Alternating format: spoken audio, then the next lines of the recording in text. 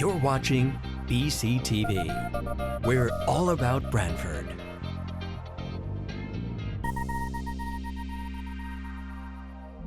You're watching BCTV, Branford Government Television, a service of Branford Community Television. This program is brought to you in part through the support of the town of Branford.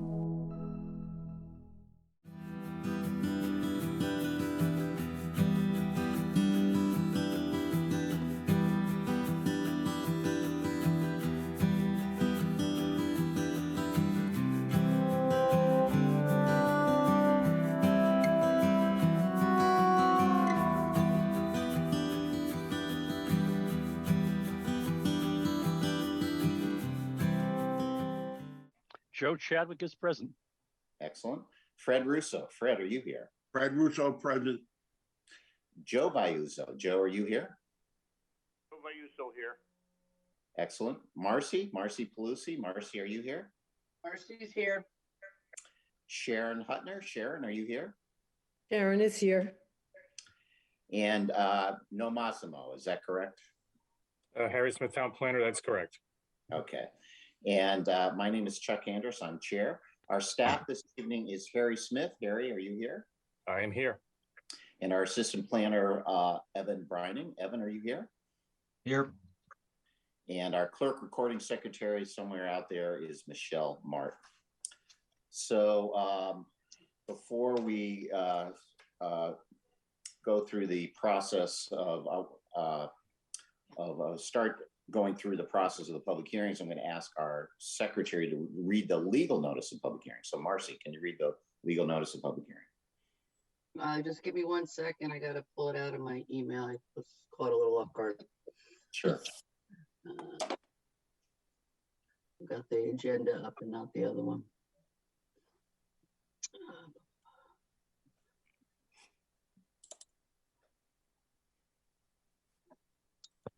Okay, the Planning and Zoning Commission of the Town of Branford, Connecticut hereby gives notice of public hearings to be held on Thursday, September 15th at 7 p.m. by remote technology to consider the applications listed below.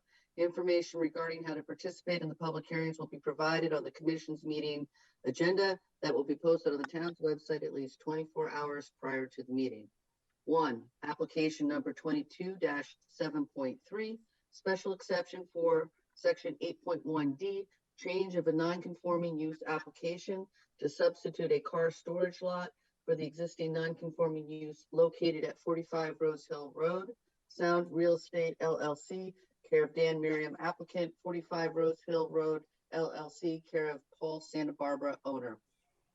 Item number 2, application number 22-7.7, special exceptions, Research Laboratory General Office and Section 6.8, grading within 100 feet of an inland wetland located at 819 through 841 East Main Street, 819 East Main Street LLC, care of Marjorie Shansky, applicant, Sullivan Farm LLC, care of John Sullivan, owner.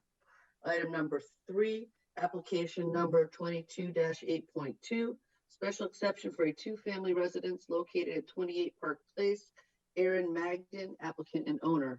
Item number 4, application number 22-8.3, special exception modification for additional parking located at 11-404 Jefferson Woods, Westford Real Estate Management LLC, care of John Fishman, applicant, Jefferson Woods Community Inc., care of Nully Cheyenne, owner. At said hearings, all persons will have the right to be heard. Copies are on file in the Planning and Zoning Commission's office at the Planning and Zoning Department, 1019 Main Street, Branford, Connecticut, 06405. Written communications may be sent to the above address to planningandzoning@branford-ct.gov. The foregoing legal notice was published once in the Sound on Thursday, September 8th. There you go. Chuck Andrus here. Thank you, Marcy. We'll follow our normal format for public hearings, which is that the applicant goes first, makes his presentation. After the applicant completes his presentation, we turn it over to the commission staff. We typically ask the staff to summarize the staff report, open it up for question comments from commission members. At that point, we'll open it up for public comment, and I'm going to ask our staff to review with you the process for participating, for making public comments on any of the applications.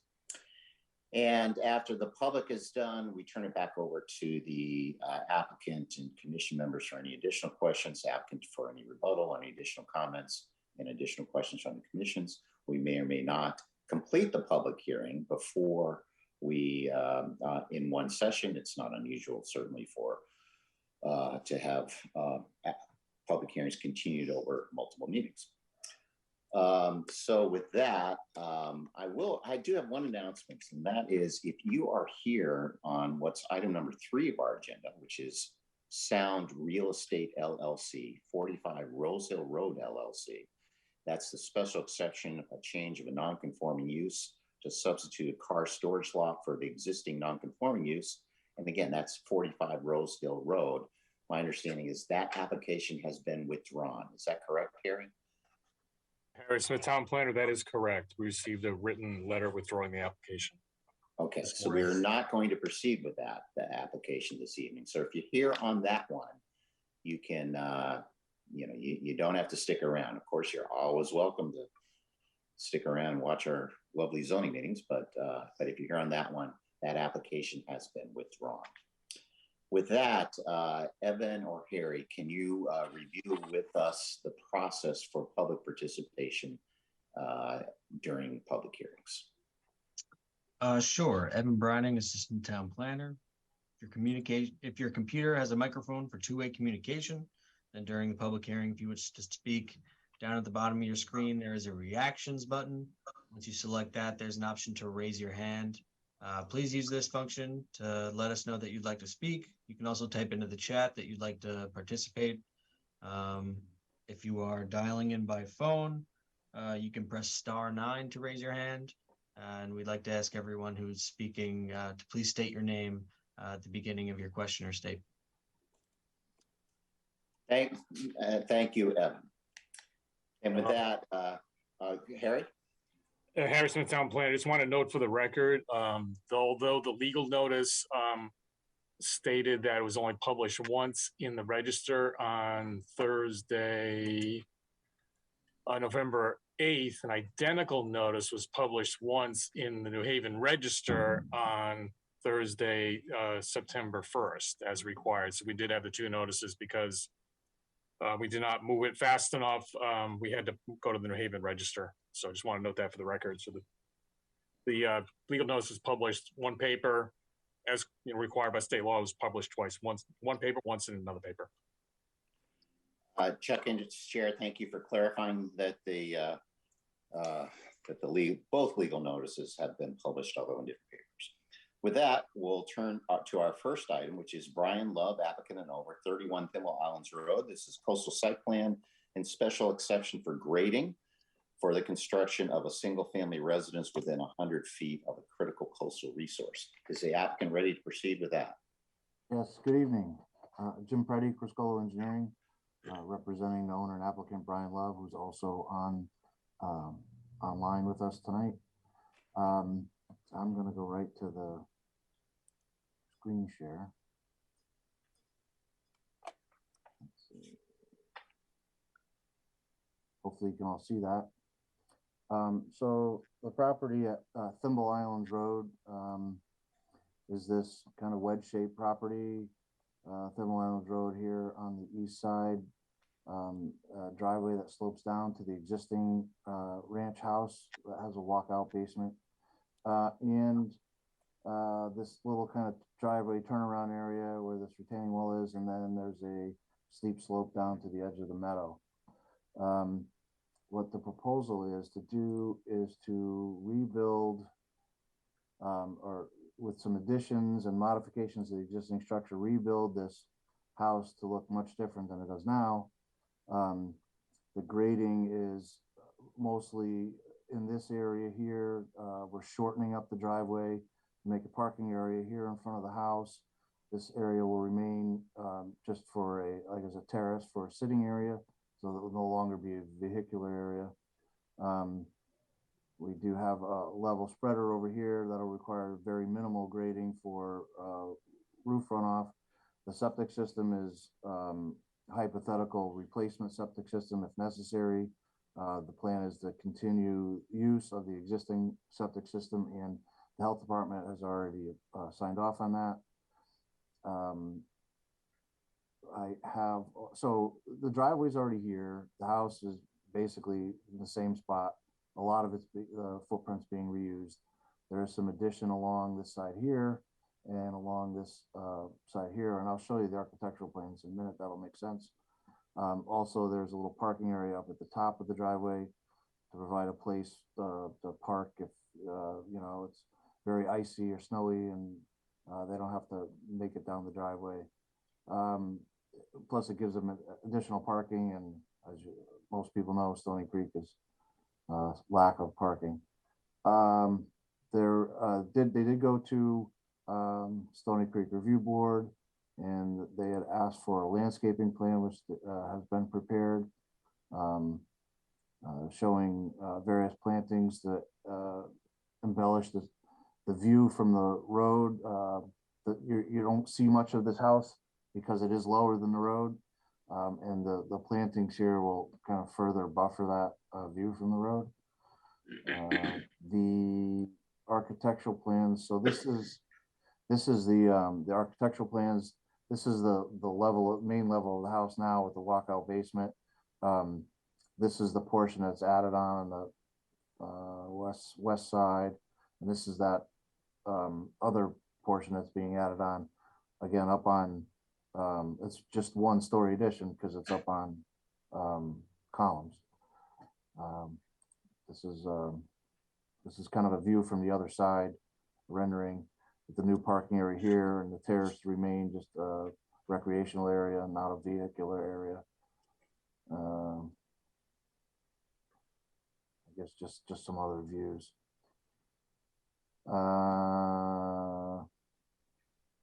And we are within 100 feet of the edge of the marsh, so we do are required for a CAM because of the excavation for the new columns, and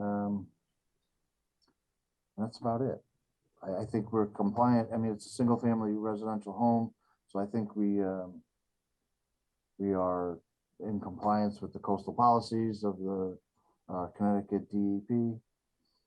And since the meeting from Stony Creek, there was a couple things that came out of that were added.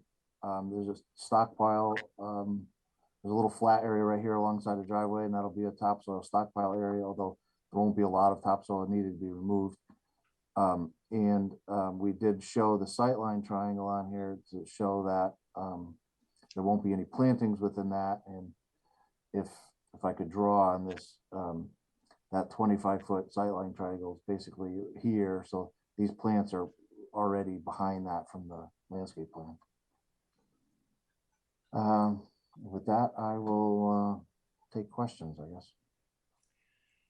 Chuck Anderson, thank you, Mr. Preddy. Maybe we'll start with the staff report. Evan, I understand you've done this one. Do you want to review the staff report with us? Sure. Like Mr. Peretti described for us, this is a single-family home going to an R3 district. There is some minor regrading in the backyard that is triggering the special exception, given that it's adjacent to a coastal wetland. They meet the bulk requirements of the R3 district. As he just showed us, they have supplied a landscaping plan for us. This came up in the discussion at the Stony Creek meeting. I think their biggest concern was to have as much vegetation blocking the vision from the road. And I think Mr. Love was there and echoed the same sentiment, essentially, that he would like to put as much brush and as much landscaping in between the road and the home as possible. That landscaping plan has been already circulated to members of the Stony Creek board. I can tell you that most or all of the comments have been positive so far. I did put a condition onto this approval that would allow for changes to that landscaping plan to be made based on any of their comments. However, that might not even be the case, given that they have all been positive comments so far. They meet the parking requirements. No lighting information has been provided. However, I have put in a condition that would require compliance with section 6.7. Erosion controls and stockpile have been added to the site plan. This is also a CAM application. Therefore, the commission would need to find that the measures proposed, to the extent that they are alternatives from those in the Connecticut DEP 2002 guidelines for soil and erosion control, are acceptable. And based on the application materials, the special exception criteria and the coastal site plan criteria are satisfied. And staff recommends one finding, that the coastal site plan is consistent with the goal and policies of the Coastal Area Management Act, and 3 conditions. Condition number 1 is, prior to the start of construction, the following shall be completed to the satisfaction of the zoning enforcement officer. 1, erosion control measures shall be installed and maintained throughout construction. I did have a condition here for a stockpile to be added, but Mr. Peretti already added it to the site plan. He sent that over and it's already been added to the record. However, I did add that landscaping plan. The landscaping plan shall be revised to include native plantings to the satisfaction of the town planner. I believe they did already use native plantings, but I just added this just in case any commission members might want additional native plantings to be included. Condition number 2 requires that any lighting be compliant with section 6.7. And condition number 3 is that the landscaping plan shall be sent to the Stony Creek Architectural Review Board for comments, and alterations to this landscaping plan can be made based on those comments to the satisfaction of the town planner or his designee. Chuck Anderson here. Thank you, Evan. Just one quick question that is really irrelevant, but in looking at the architecturals, there are a lot of look like large globes that are situated in the yard. What are those, ornamentals, or what? Those are just trees that Jim Preddy. Those are just trees that that were part of the architect's rendering. So those are trees? Okay. Yeah. Okay. Chuck, Marcy Paluzzi here. Yes. For some reason, I don't have a landscape plan in my set, so I have no idea what specific plant species are being proposed. I was wondering if you could just quickly read them so I'd have a sense of what they're proposing for plant types. I can share my screen. I can put it back up if you'd like. Oh yeah, there you go. Hopefully, Marcy, you can see that. Yeah, I've got it enlarged. So it looks like you've got hemlock, a lot of pines. Okay, so you're mostly making, it's hard to tell by where they're situated. It looks like you're mostly trying to make that more of an evergreen buffer. Is that correct?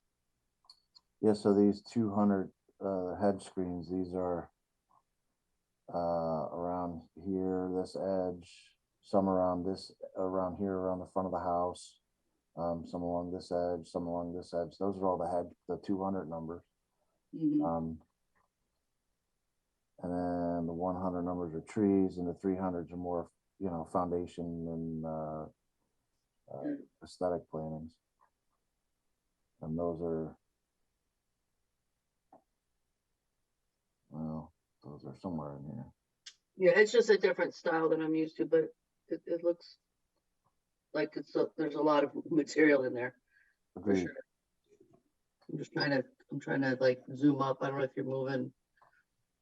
I've got it enlarged so that I can read the plant list and a little bit. There you go. Thank you. So then at the foundation, let me see, sweet ferns. Oh, I keep moving it there. I can't read it. Sorry, I'm trying to make it larger. Yeah, no, I have it zoomed up on my screen, but okay. I just want to get a sense. No, it's. And who's the landscape architect on record? This was provided to us by the architects. I'm not sure who did the plantings. I'm just trying to see. So that's the architect's seal, not the landscape practice of architecture. Okay. Right. So I'm just wondering if the architect did the plantings or whether, because it's not signed, it's not sealed by the landscape architect on the. Marcy was prepared by the architect. Okay. because there's a difference, just for the record. But I also just emailed you a PDF of it, Marcy, if you wanted to take okay, a look. thank you, thank you. And if there are any changes that you wanted to make, Marcy, you can forward to us, and as part of that condition, we can ask the applicant to do so.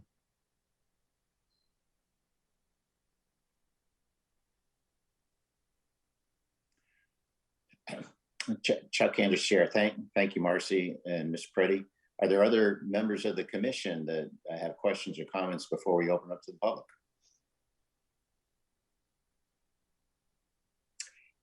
Hearing none, let's go ahead and open it up to the public. Are there any members of the public that would like to comment on this application? And Evan, you want to just review again, how to get your attention? Sure. Down at the bottom of your screen, there is a reactions button. And once you select that, there's an option to raise hand. Please indicate that you'd like to speak using that, or in the chat, you can also let us know that you'd like to participate. Harry Smith, Town Planner. I do not see anyone with a raised hand or any indication they would like to comment. Chuck Anders here. Thank you, Harry and Evan. Then turning it then back to the applicant. Does the applicant wish to make any further comments at this time? Jim Preddy again. I don't think there are any necessary unless Brian feels a need to chime in. But no, he's shaking his head no. So I think we're all set, Chuck. Okay. How about members of the commission? Marcy, I don't know if you've had a chance to take a look at the landscaping plan. I think the way it's set up, I think Evan's added a condition that would allow alterations to the landscaping plan, because I think one of the things is that the Stony Creek Architectural Review Board also wanted to comment on the landscaping. So we've sort of fixed it. We can make modifications. Yes, Marcy. Marcy. Yeah, no, I think, there's a good variety. If anything, I just want to look at the locations and consider the sizings, because if anything, there might be too many plants that might outgrow the space. So I might, on this, be tempted to suggest fewer than more. But I just want to look at it a little bit more closer. It just looks like it's very dense, but the species are nice and a good variety. So I have no real issue with it. Were you able to get all that? Chuck Anders, Chair. Thank you. Then is there any, does anyone else have any further comments or any reason why we can't close this matter as public hearing? Yes, Sharon.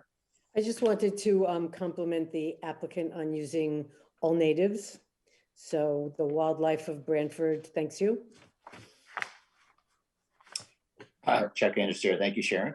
Any other commission members or staff have any comments, questions? If not, then I think we can close this matter as a public hearing. This looks like something we can probably take up when we complete our public hearings. Thank you very much. Thank you.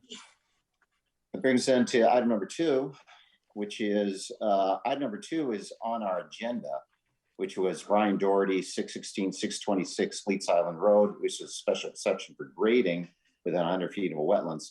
We opened that, I believe we opened that at our last meeting, but we're continuing that to our October 20th meeting. So that actually is not, I think we already did that at the last meeting because there's additional information, I believe. Wetlands or other things are going on. So that's not actually on our agenda for this evening. But if you are here from that, come back on October 20th, and that's when we're scheduled to reopen and continue that matter as a public hearing. So that brings us into item number 3. And item number 3, again, that was the Sound Real Estate LLC, Dan Merriam applicant, and 45 Rosehill Road LLC, Paul Santa Barbara owner, at 45 Rosehill Road, the special exception for the change in non-conforming use to substitute a car storage lot for the existing non-conforming use, which were refuse containers. And again, that matter has been withdrawn. So we were not having a public hearing on that one since that matter has been withdrawn. So then that brings us into item number 4, which is Aaron Magan, I'm sorry if I massacred that. That's the applicant and owner at 28 Park Place, special exception conversion to a 2-family residence. And is the applicant ready to proceed with that item? This is Tom Edwards, and I'm with Nelson Edwards Architects in Branford, and I am representing Aaron, although I believe he is attending the meeting here. So if you have questions, you could ask him. This is at 28 Park Place. This is currently a single family residence being converted to 2 families. It's all being done within the existing volume of the house. So there is no proposed additions or alterations to the exterior of the building, with the exception of replacing windows and siding, but the basic house stays the same. So the major change is there is an existing 2-car garage and a carport, which are in poor condition, and they are being removed, and in their place are 4 parking places as required for a 2-family residence, and that is directly off of Park Place through the driveway curb cut that's already there. And those places right now are shown entering off the street and straight into the parking area. And I believe, yes, you can see it there. Thanks, Evan. And that's the way it's proposed. And we do have an alternative that if we need to do a turnaround and out, but I think what you can see over here on the left, those are both doable. And the only really difference is if you go to the turnaround, the cars are directly facing the house next door, and to get the 20 feet and 24 feet onto the site, we have to eliminate the 5 feet of plantings that would be along where you see a parking for apartment 1 and 2 now. So that buffer would be gone. We'd have to have a fence over there. If you compare that to the proposed plan, that's not the alternative parking layout. That's the primary change is the parking. The house, the rest of the site remains the same. So questions, I guess. Chuck Anders Chair. Thank you, Mr. Edwards. Maybe what we'll do again is we'll have Evan review his staff report with us. And then Can you have Evan put the other site plan up, please? Rather than the alternate. Oh, thank you. All right. So as Mr. Edwards explained for us, they are switching from a single family dwelling to a 2-family dwelling.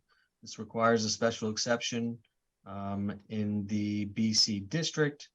They are, however, not proposing any expansions, all within the existing footprint of the house. And the only exterior change is the removal of the garage and carport and the introduction of the parking spaces. No landscaping plan was submitted. However, they do include some plantings on not this plan in front of us. I apologize. They did submit some with some additional plantings. I can try to pull that up in a few minutes. To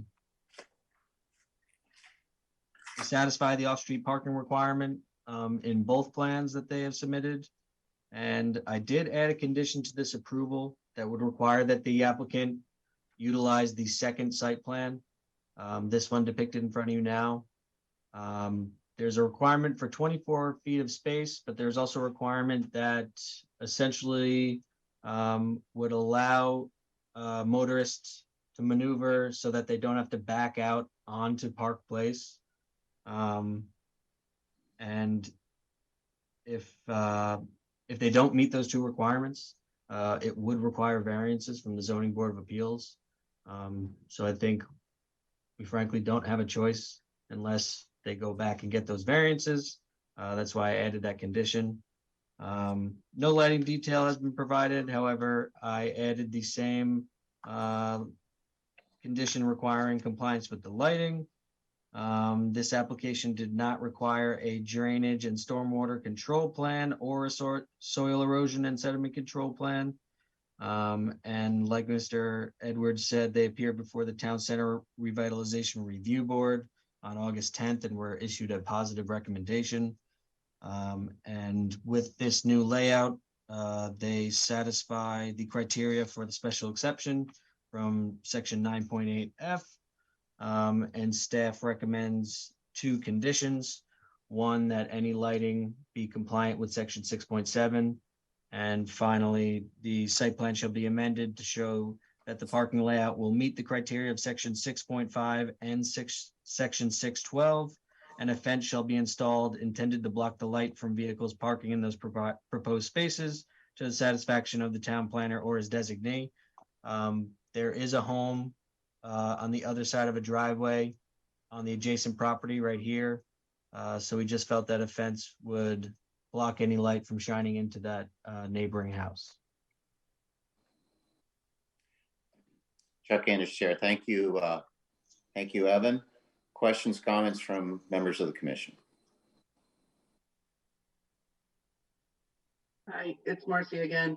It looks like you've got on the first original scheme, you've got, can you hear me? You've got 20 feet for the space, and it looks like there's probably another 30 to the road. I'm just thinking that it might be possible with a little bit more investigation to make that work as well. So that the headlights aren't glaring into the neighbor. I would be concerned a little bit about the width of the driveway apron, but you know, you could still come out in that space and probably make the turnaround without backing directly onto Park Place. It's a little tight, but either of these, I mean, I actually prefer the one that shows the buffer planting area. We're going to plant either a sumac or an euonymus there that might have an evergreen type, a low evergreen that would block the lighting and provide a buffer all year round.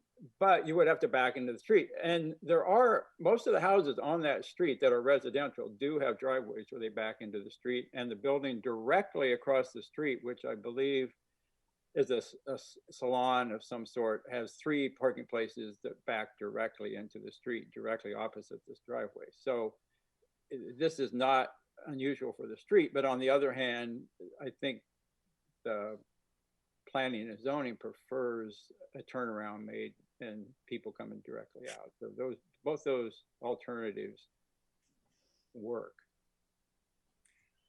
what is the tree that it knows is in it just says existing tree. Do we know how, is that a shade tree? Is there, excuse me? In site plan 1, you show that there's an existing Yeah, tree. that's What kind of a large tree. And I don't know if Evan can bring it up, but when we presented it to the town review board, we have a photo of the existing house. It shows plantings and that large tree, and it also shows on a rendering that I have that kind of showed some plantings around the house. But I think that tree wants to stay if possible, because it's nice, and you can kind of see it suggested there in that rendering. And then if you scroll down, you'll see the photo of that tree. And then the plantings were shown there to buffer the adjacent driveway and the house, and then just some planting areas around the house that need to be developed.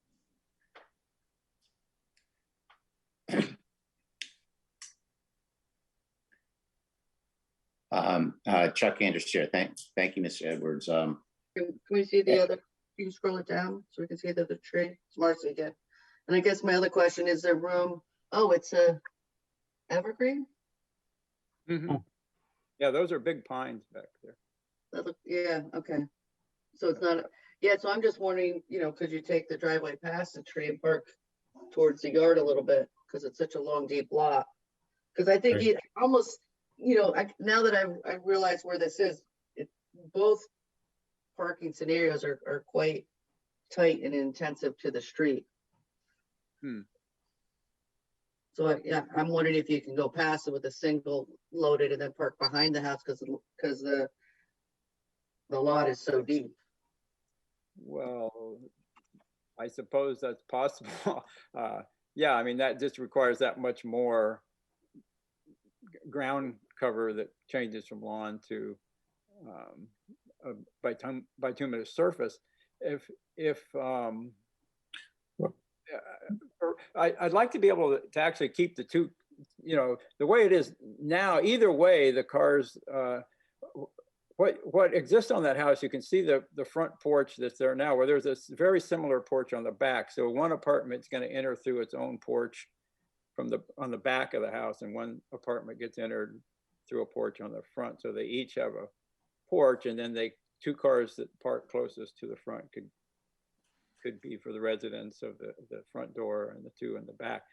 So you might be able to split parking in half, have two up front and two in the back, but it's just more, it's more, you know, parking construction, I guess. Harry Smith, town planner, it might be possible to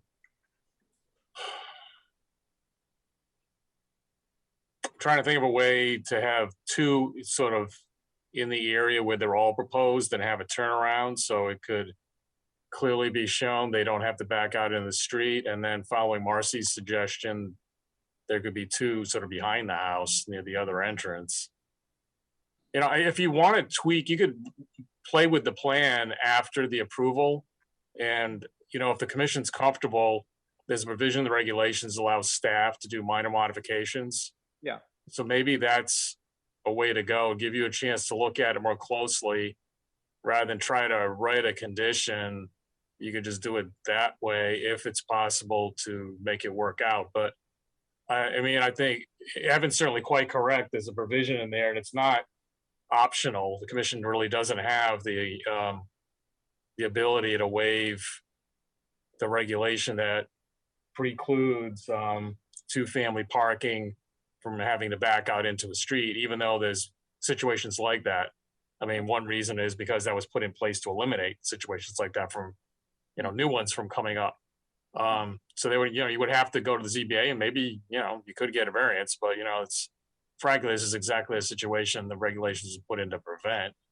Yeah. Well, I'm sure we'd love to get approval tonight, and if we can then work it, you know, work it out with the staff to everybody's satisfaction. Right. And perhaps we split the parking, but do it in a way that would be acceptable, I believe, to Aaron. Okay. Chuck Anders, Chair. Thank you. Are there any additional thoughts or comments from commission members or staff before we open up to the public?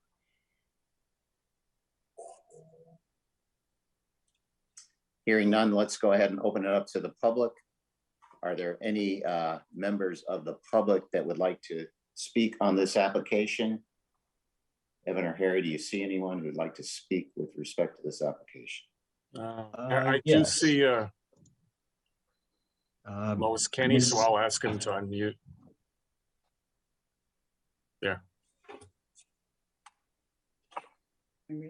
Yep. Yes, good evening. I'm Lois Kinney. I am the property owner of 32 Park Place. I have my daughter, Teresa Kinney Torres here, and her husband, Elias Torres, and they're going to post some questions to you about the property. So the parking is a big concern, I think. The second proposal that you have, I think the pulling in would be much better. Even when we had the house on the, I don't know what Bimi's address is, but they had to put parking all the way behind that house, the one after us. But somebody just brought that up. That seems to be a better option. Our house is about, we're very close here. From our house is about 14 feet to the existing garage. So it's very tight. And in between that is our driveway. Right now, we really have to back in and out. So any kind of shrubbery or anything that's going to be planted or a fence, we won't be able to see coming in and out. We can only get one car in at a time in our driveway. So that would be a very difficult situation. And then to have the blocking there of a fence or shrubbery just to block lighting for parking coming in which would be great if that's the way it has to be, but it would block us from getting in and out of our driveway. So we wouldn't be able to use that. The second thing is the existing tree that's behind the garage. So the picture that was brought up, that's an extremely old picture. The property is in disarray. It has been for many years right now. But the existing tree that's behind the garage, that's a very tall evergreen, is actually dead. In extreme weather, when the winds are very high, it sways back and forth. It sways towards our house. So we just want to make sure that that's going to come down. That should not, it's not a living tree. If you come down now, you can see that the whole bottom half of it is completely brown. Anything else? Am I forgetting something? There are no plantings there right now. That picture is very, very old. We don't agree with any plantings that would be between that house and ours because of the obscurity of the driveway, people pulling in and out.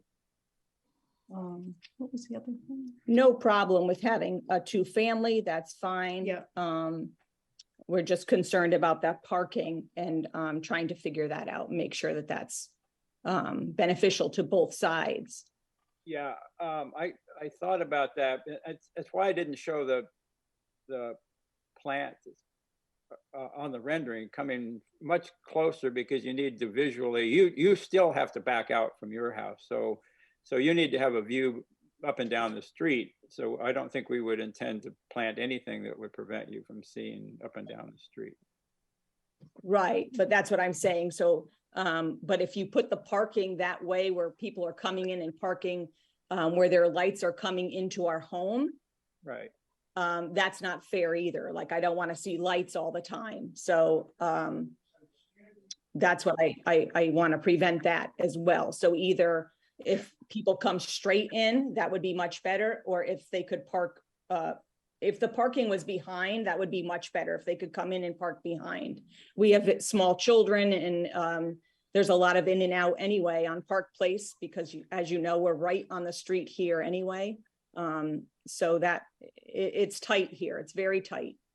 Okay, well, I can't speak to whether that large tree is dead or alive, but if it is dead, then removing it makes arranging the parking spaces a lot easier from my point of view.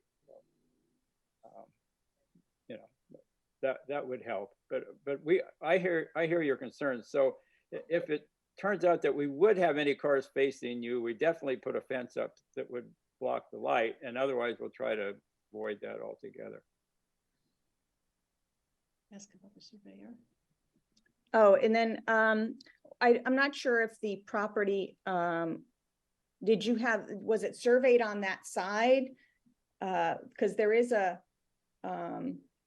it seems like there's a property, like a pipe there that was for the property line, which is right by the garage. It's probably a foot away from the existing garage that you're going to take down. True. But I haven't seen that, so I'm not sure where the actual property line is. If had that done, it shows. I mean, Evan could show you the plan. If you scroll down to the A2 survey, it shows there's kind of an offset property line that runs, like you commented, about a foot from the garage. You can see. In fact, I think it says. So okay, so that pipe is where it is. Yeah. 1 feet. Yeah. Okay, so all of that on that side then is ours, where those where you're saying about putting plantings or a fence? Right. Some of those plantings are already yours. That the property line kind of splits the difference. What those plantings are. Yeah. So I'm just telling you, and I've shown you've had a contractor there, and I've shown him that pipe just so he doesn't run over it, because he's done some work there, and we used to do all of that work for our other previous owner. Yeah, the other neighbor that was there that couldn't do it, but I can show you that pipe and show you where that line is. Yeah, you want to mark that or put a stake there or whatever. Yeah, it's right there. I was just going to spray it just so you can see it better, but it's right there in the ground. It sticks out. Yep. Okay.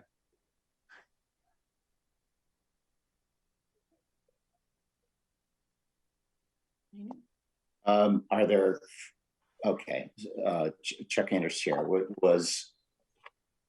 I mean, you understand, again, speaking to the neighbors, that we cannot approve the back out option. That's prohibited by our regulations unless there's a variance. Yeah. So the options that we're talking about were the sort of the hammerhead where the cars would be, you know, with the lights facing towards you, so they could turn around, or at least so they could turn around and get out. And that would involve a fence, or perhaps some modification to put some parking in the rear. I believe that's also been discussed, since there is a lot of put some of the parking in the rear, but that wouldn't be part of the approval. That would be a modification afterwards that we'd authorize staff to approve. So I'm just, so just so the neighbors know that, I think that's where we're at right now. Harry, did I get that right?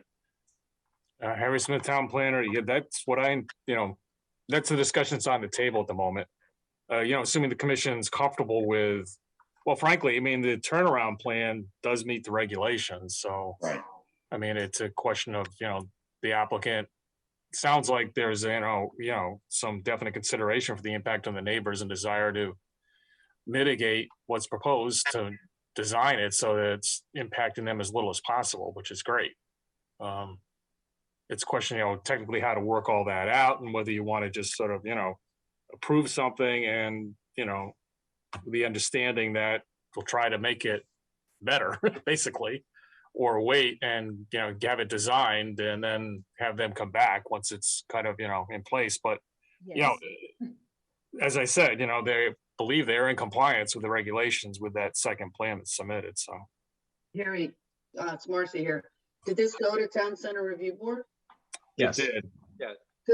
Because it seems to me, it's such a busy street to have all that pavement and parking that close to the street. I think it would just be much nicer to have a single loaded driveway down to the back of the house and then nosing into the left, and then you would create space for the neighbor. The lights would be turned away from the house. It just seems like there would be a lot more. Oh, it would just be nicer for the street in general, as far as overall streetscape and, sensitivity to the neighbors, and would still give you all the, you would lose pavement in the front, which is, I think, really what my objective would be, and then put it in the back. I don't know if you're ended up adding more bituminous, but the grade is certainly looks easy enough and level enough that it seems to be accommodated, even if it's a loose gravel driveway initially, if cost is a consideration, I think there's other options, especially hearing now that tree seems to be declining. I don't think it's, it's a nice big tree, but it doesn't look particularly, I agree with everything you said at Harris Smith Town Plan. If you've been back there, walked by it, it's very, very overgrown. I think a lot of the vegetation there might be vines. I mean, it's been abandoned for a bit now. So, and I think the neighbors can probably testify to that. I mean, it's a little bit of a jungle in appearance when you're looking at the area behind and to the left of the garage and shed there. So I think, there's a lot of possibilities of designing this thing, hopefully, a little more sensitively with respect to the neighbors. Yeah. Can I make a comment then?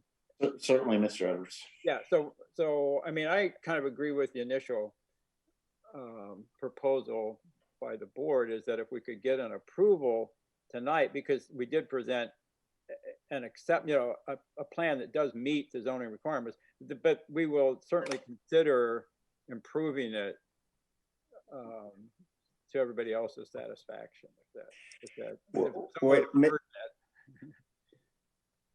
Mr. Edwards, would it? I mean, I don't want to be too intrusive, but if we just continue this to the next meeting, would that give you time, and would that be a hardship of we're basically looking at just to our next meeting, which is a couple of weeks away? Would that present a problem? Well, since I would assume that the staff understands the public comment, which is just the adjacent neighbor. And, you know, maybe there's a way that she could review it, you know, if that's necessary. But I know from the owner's point of view, we have a contractor lined up. It would be wonderful to get him started if that's possible. And I know that this applicant has been held up a few weeks already, and they weren't aware that a special exception was needed until a few weeks ago. So I think the condition that I proposed might be able to take care of it. Maybe Iran is here now, and Tom, if you are willing to maybe move the driveway or the parking spaces a little farther back on the lot, I think that would accomplish all the compliance, because I think with the hammerhead and the second layout that you proposed, I think Ms. Kinney had a good point that it might place the fence that we had required in that condition, that might be within the site triangles.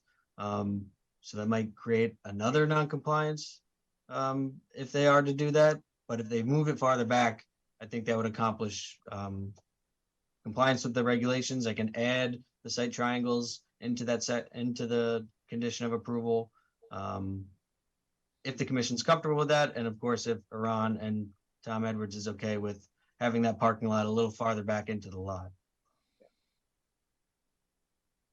Okay, well, I can't speak for Iran. He is, I believe he's here. I don't know whether he's muted or what. He should be able to unmute himself, but before we go there, Harry Smith, Town Planner, I just want to make Chairman aware that Mark and Kathy Anthony have posted a request via the chat to be able to comment or ask a question, and Louis Kinney has raised their hand again. Can I just ask one more question about what I think there's a required apron width. Do you know what that is off the top of your head, Evan? Because I don't know what it is. 24 feet? Oh, you're allowed to have a 24-foot wide apron? Yes. Oh, okay. I thought it was less. My apologies. Thank you. Well, it is less actually. That's Oh, sorry. That's the minimum is 12, and let's see, the maximum is Two family? 30 feet? that's at the street line, I think, at the street line. So it can flare out that wide. That may be only in residential districts, however. Is the BC district considered a residential district? Think so. Probably not technically, yeah. Other commercial, industry, etc. shall not exceed 30 feet. At the street line, yeah. And a greater width may be allowed by the commission upon recommendation of the town engineer. Yep. When required by town ordinance. Yep. Okay. Okay, well, we haven't we didn't close the public portion. I understand a couple of those other members of the public wish to comment. So let's hear from someone we haven't heard from to start with. So who else wanted to speak? It was Mark and Kathy. I think they've unmuted themselves, so please make your comments. Yes, hi. We are at 29 Harrison Avenue, directly behind this property. And with regards to the driveway, I guess we would just want the same consideration if cars are pulling and parking behind and facing, pulling in and facing our property, that there's be some consideration for either a fence or a tree line. I mean, it's probably a pretty significant distance, and it is a jungle. But yeah, we would just, ask for that consideration. But other than that, that's really all we have to say. We're very excited to see somebody doing something with this property and don't want to slow it down. Okay, understand. Thank you. And then I understand the immediate neighbors also had a further question. Is that correct? Yes. Am I on? Yeah. Sure. Yeah. What was the question, Terry? Just because it was so neglected? Yeah, for so long. We mentioned before that the picture that you showed there was very old, and that tree is dead. There's nothing salvageable about that tree. We're very concerned about it, and hopefully that will be removed. The parking, What was the thing? you wrote down? Just about if it's gonna be, are we moving it to the next meeting? It would be nice to see a plan for what's gonna be in the back. If it's gonna be the parking in the back, it would be nice to see that plan before that takes place. We would like to be notified. Chuck and Sure, thank you. Yeah, we haven't decided that yet, but we've been talking about it. What about, I understand that we've heard Mr. Edwards, the architect, but is the owner here himself? Does he wish to comment or? Sure. I'm here, yeah. Yes, Mr. Megan, you've heard these comments. Do you have any, I don't know what your schedule is. I mean, we've had, do you have any thoughts? I mean, I think the ideal situation is to get some of the parking in the back to avoid the shining lights and having to put a fence there, and there's a site triangle issue which could present a problem as well. But it sounds like it's all resolvable, but perhaps tweaking this and coming back to our next meeting, or I mean, we've talked about it, but we want to hear from you. I don't know what your schedule is, and you got contractors ready. What's going on? Yeah, so I have a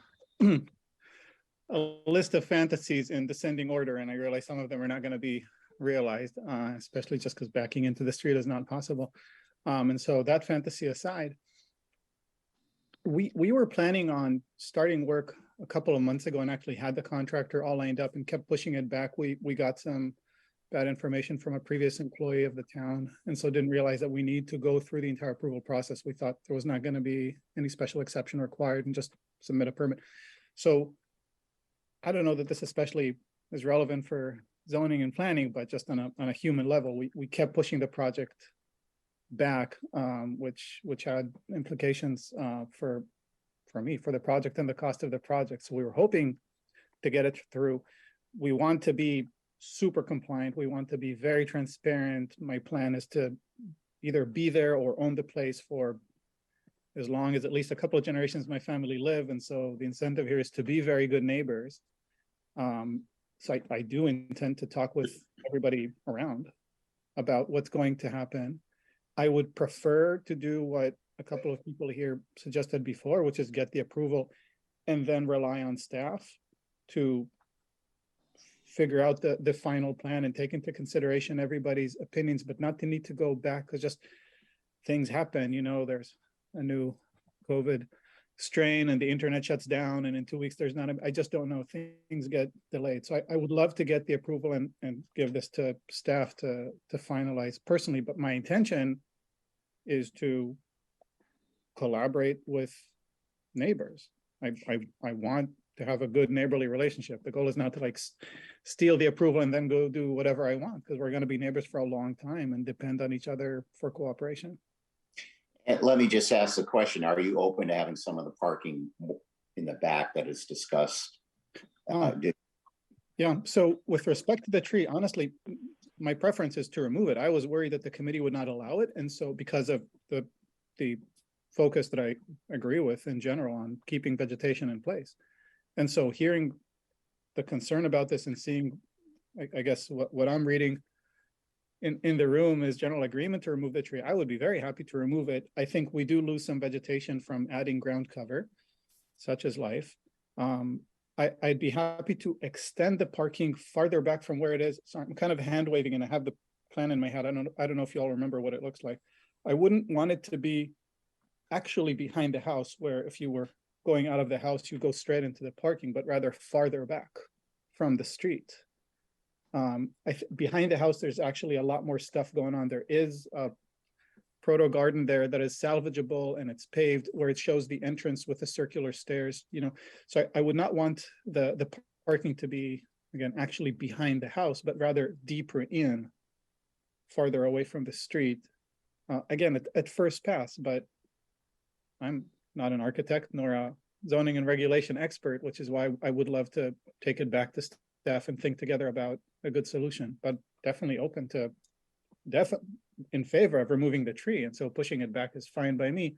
Where exactly the parking would happen, I think, is something to figure out on a technical level, with consideration toward the neighbors, with conversations with neighbors.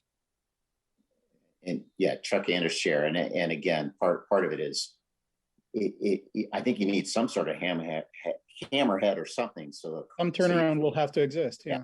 Yeah, you know, so.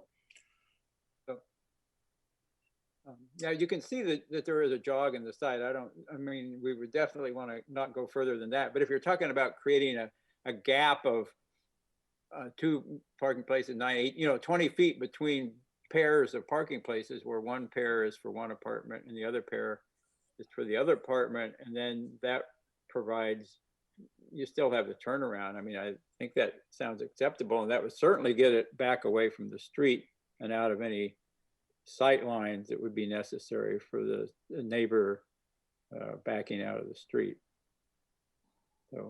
So what shows is 10 feet now, if that became 30 feet and you just slide everything and then split them apart, you're still not going to be way back into the back of the lot. Yeah, Harry Smith Town Planner, the nice thing about that is then the headlights are not shining into the neighbor's house. They're shining on the garage, I believe they have. Correct? Yeah. So Right. that area, you're not shining in someone's windows, and there could be a little fencing to prevent the spill going off to the right, but it's probably a much more acceptable scenario, hopefully. Yeah. Well, I still think we can come up with something that's going to satisfy everybody, but Aaron is right. He's been anticipating starting on this for a long time. So I think we'd be reluctant to want to push this off, especially, if we have something that's compliant now, let's just say it's okay, and then we will work out, a plan to everyone's satisfaction, I guess. Chuck Anders chair. Evan, you said that, if we approve the alternative B plan, which had the hammerhead, which is the only one we could approve, one of the conditions was to put a fence in, but you mentioned that there may be a possible sightline triangle issue with the fence. Is that correct? Yeah, just by looking at this 10-foot measurement here, and based on Ms. Kinney's comments that they're concerned about, I think the home is around less than 10 feet from that property, that front street property line. And so if the fence is 10 feet, that's clearly in the site triangle. It's less than 25 feet, and it's a number of inches away from the driveway. So that would be a violation of the site triangle requirement.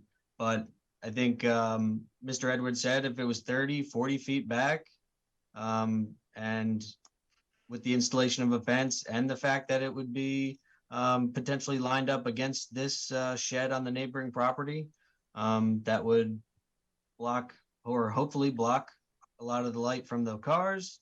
It would be compliant with the 2 sections stated in our conditions, section 6.5 and section 612. And I can even add site triangle onto here as well. But you'd have to delete the fence, right? Because you couldn't do it. It would violate the site triangle, right? Well, you could put in some words in there, Harry Smith Town Planner, to say all features shall be removed outside of the area of the site triangle, and the parking removed backwards at least 25 feet from the front property line, or something like that. Can we do that? Well, we had a condition. I think you can't put a fence to screen it. You need to put screening or buffering to comply with, frankly, special exception criteria. So if you can't screen it, you potentially in violation of special exception criteria. You haven't done anything on the sideline. You haven't done plantings. You haven't done a fence. Here's what I'm asking, Harry. Can we approve this? I want to approve tonight. Understood. Right. That's what I'm kind of grappling towards. Yeah. Approval with a condition that would require the plan to be modified, basically. Yes. To some degree. Yeah. And move it back. Move it back. Right. And the exact design would be, as designed, and you have to defer to staff to approve the design. I just want to be clear, again, Harry Smith Town Planner, that staff wouldn't be designing it for you, Mr. Megan, we'd be responding and working with, your design team, your Tom, and if there's anyone else involved. No, I can certainly do some alternative site plan with parking. But does that sound acceptable that we have some, basically conditions require you to modify it and move it back? And exactly how that is arranged would be determined by you and staff collectively. Agreed. Okay. So Evan, is there any? Hopefully you're adding some words in there.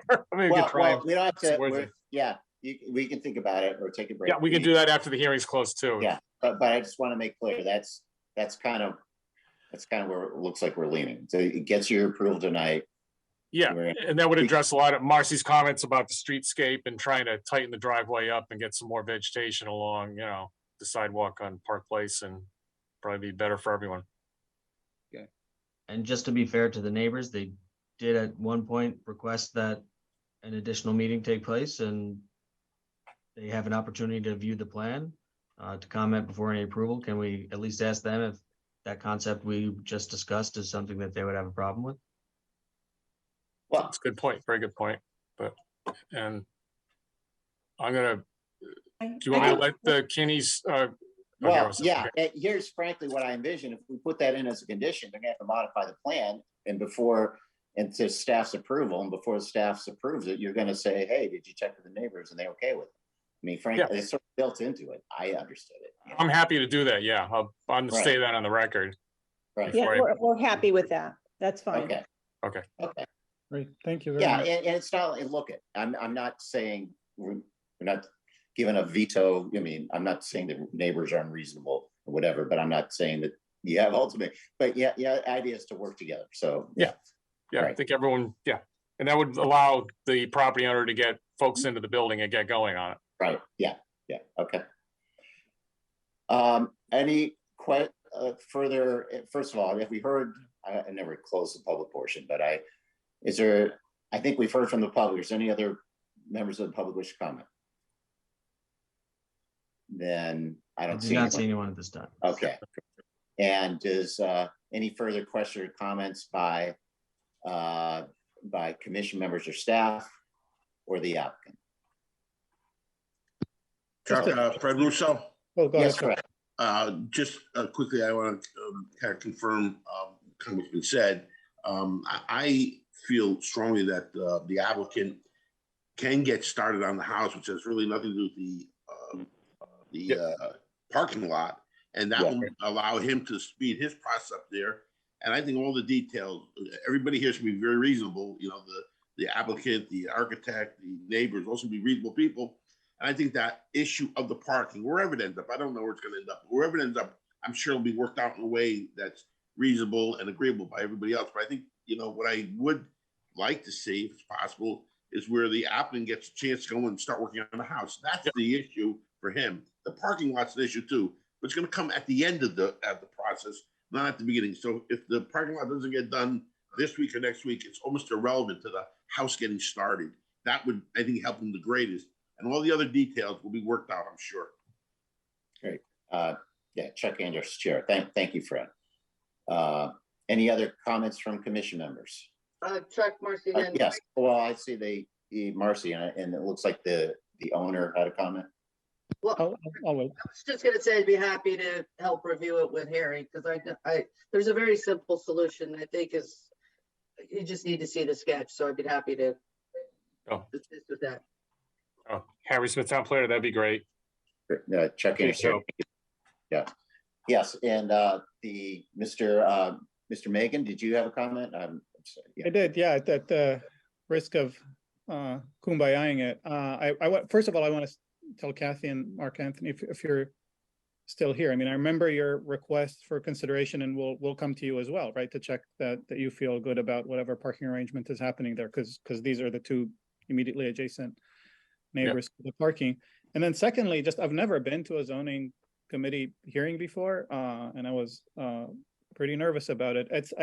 I'm very grateful for this process, Fred. I really appreciate your comment and the kind of common sensibility of saying, we can get started inside, and just the general sense of talking and figuring it out so it can happen. I think it's a good thing to finally get the house in working order. It has been neglected for many years, and I'm happy about the process today. I appreciate everybody's time. We're on your side. Chuck Anderson, thank you, Ms. Megan. Anyone else? Anything else from commission member or staff? If not, then we're going to close this matter as a public hearing. Again, this is something we will discuss later when we finish our public hearing items. So thank you very much. Okay, so I understand based on our agenda, there was one other public hearing that was erroneously listed under the old business. That's the item number 1 of the old business, which is the Westford Real Estate Management LLC, care of John Westford applicant, Jefferson Woods Community Inc. Nally Sallin owner. That's 11-404 Jefferson Woods. It's a special exception modification, construction of additional parking. That actually should have been listed, and that's under our public hearing items, and that the applicant has asked us to basically just open and continue this matter to our October 6th meeting. Did I have that? Do I have that correct? Harry Smith, town planner. That's exactly correct. And, you know, possibly it'd be excessively formal, but if you can make a motion to amend the agenda to move item 1 of old business, to move it under public hearing as public hearing item number 5, that would be great. Okay, why don't we start with that then? Is someone going to make a motion to amend the agenda again to move old business item number 1 and put it as public hearing item number 5? Chadwick makes that motion. Okay, we'll give the motion to Joe Chadwick and the second to Fred Russo. Any further discussion? All in favor? Joe Chadwick, are you in favor? Chadwick in favor. Fred Russo? Fred Russo in favor. Joe Vayuso? Vayuso in favor. Marcy? Marcy's in favor. And chair is also in favor. Okay, so now this is public hearing number 5, and then we will formally open this matter again as a public hearing, and we'll continue this to our October 6th meeting.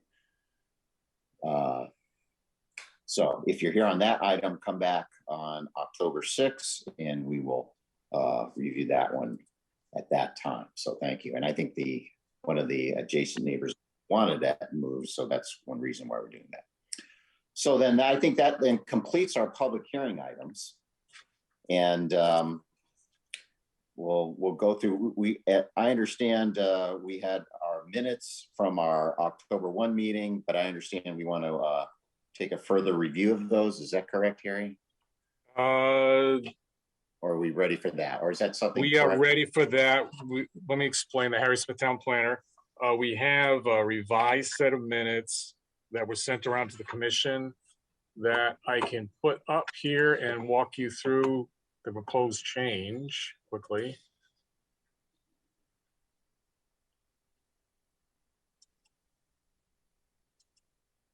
All right, hopefully you can see, it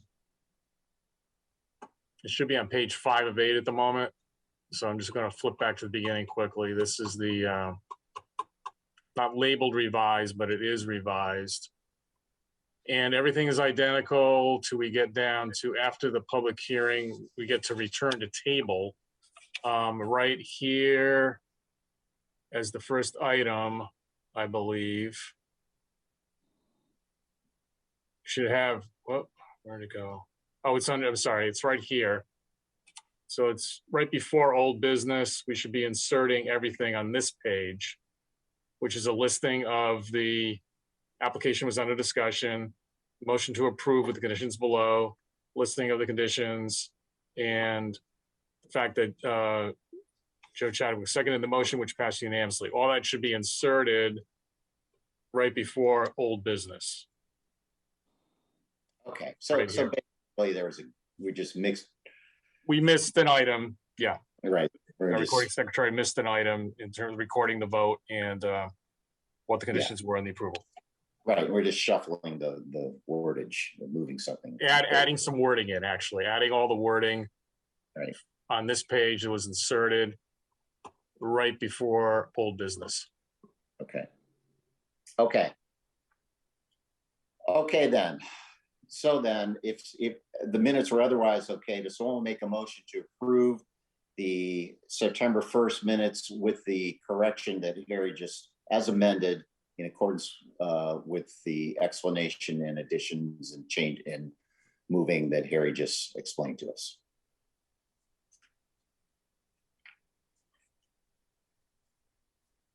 Fred Russo, I'll make that motion. Motion by Fred. Is there a second? Chadwick seconds. Second by Joe Chadwick. Any further discussion? All in favor? Joe Chadwick? Chadwick in favor. Fred Russo? Fred Russo in favor. Joe Vayuso? Joe Vayuso in favor. Marcy? Marcy's in favor. And Chair's also in favor. Okay. Any correspondence? Again, Harry Smith, Town Planner. Let me stop sharing my screen here. We, of course, have a cell tower modification. We have several documents regarding that. It's basically replacing 6 antennas or antennae and adding 3 new antennae, relocating 3 dish and ancillary equipment at the 147-foot level. And that is to include this hardware will make this site both 4G and 5G capable. This is at 150 North Main Street. Is that it, Harry? That's it. Okay, great. Okay, then let's take up the public hearing items that we can probably act on. The first was item number 1, which was the Brian Love 31 Thimble Islands Road Coastal Site Plan Special Section Grading Application for the construction of the single family residence. And perhaps Evan can pull up the recommended staff findings and conditions from that.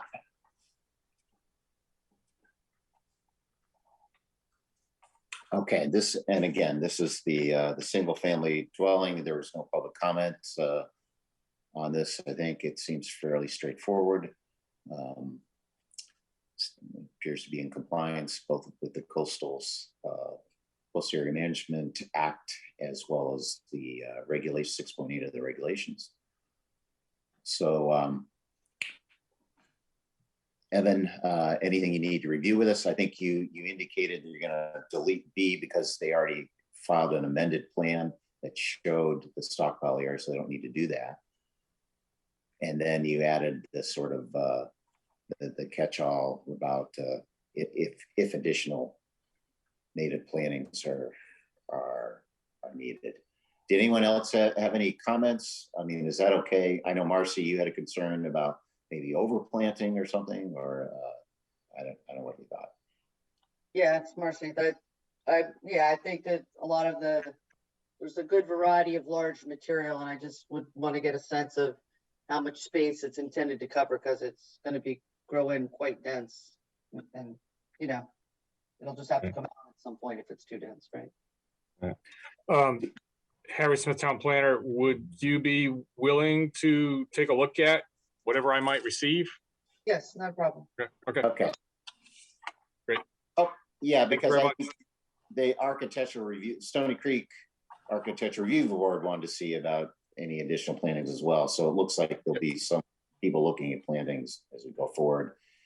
And does that condition authorize, does that cover that? It just includes natives, but okay. I think the third covers everything. Okay. Great. And yeah. so under that, I think I could make, talk to them about changes and seek out the opinion of Ms. Paluzzi. Okay, excellent. Okay, then, can you get the whole thing on the screen, Evan? Okay, so we just, the finding is again about the consistency, and the conditions are ones that we reviewed about the typical erosion controls prior to the start of construction, and about native plantings, and the second, the standard lighting condition, and then the third about the landscaping alterations reviewing by the town planner, who will review with Marcy. Anyone have any further comments? And if not, does someone want to make a motion to approve the application by adopting the findings and conditions as set forth in the staff report, as have been amended this evening to include those additions in front of us? Joe Vayuso moves to approve with the changes. Okay. Motion made by Joe Vayuso. Is there a second? Chadwick seconds. Second by Joe Chadwick. Any further discussion? All those in favor, Joe Chadwick, Chadwick is in favor. Fred Russo, Fred Russo in favor. Joe Vayuso, Vayuso in favor. Marcy, Marcy's in favor. and Chair is also in favor. Okay, so that application's approved. And then the next application is our the one we just considered, 28 Park Place. So I don't know if staff has had a chance to no, come up with some language here. Don't you think that the language I used that will meet the criteria of section 6.5, which is the parking requirements, which would include the 24 feet of space behind the parking spaces. And then section 6.12 is the driveway section, which also includes the site triangles, as well as the requirement that two families not have parking spaces that back out onto the street. Yeah, but what we want to make sure is that, I mean, the alternative number 2 would comply with that if you deleted the fence, right? I mean, we don't necessarily need, I don't know if we need a fence, right? Or do we know if we need a fence? I mean, well, they could say, okay, I mean, I'm not being a jerk here, but they could say, okay, if you alternative number 2 satisfies 2, so I don't have to do anything else, right? If I could speak, it's Marcy. I think the plan was put together with the concern that the tree would have to remain. So I think all you really need to say is that, you know, the commission approves the work, the commencement of work on the start of the house, but that the parking area will be, you know, submitted and approved for, you know, final approval based on, you know, being adequately away from the street and having, you know, the headlights not facing the neighbors. Because I think that's really where the solution is. You know, if you just move it in 20 more feet and turn it to the left, you're gonna, and move the driveway apron over a little bit, you're gonna be able to fit everything you need to do and all those questions will be answered. But I think you just split the final acceptance of the parking layout to the, you know, the staff review. And 2 has that. I mean, 2 has, you know, sort of the catch-all being necessary. Yeah. To the satisfaction of the town planner, sort of gives you discretion, but I don't know, do we need to say anything else to, you know, I mean, Marcy specifically mentioned, you know, lights not in the neighbors or whatever. I don't know, do we need to say anything else to 2 to make sure? First of all, I questioned whether a fence shall be installed. I don't know if we need a fence installed, right?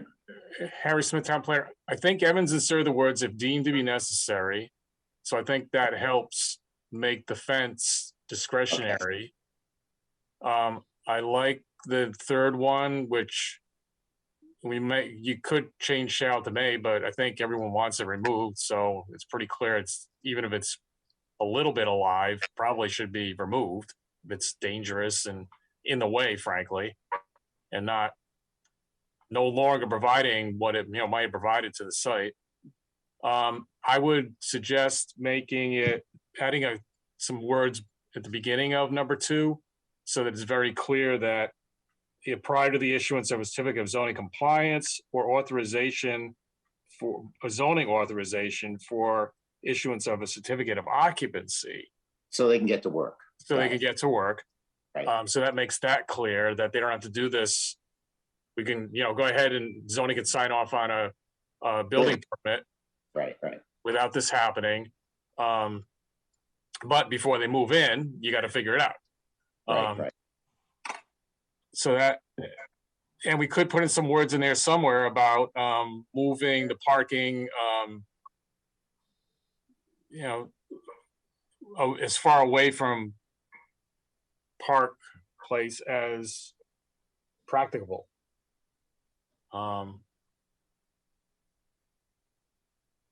could throw a lot more words in about, we've already talked about it all about making sure site triangles are provided for the driveway and the adjoining property and all of that. I think that's all implied. If you're comfortable, I don't know if we need to spell it all out. Marcy, I don't think you need to. I think he's got the required sections that need to be addressed. It gives them latitude to adjust the parking.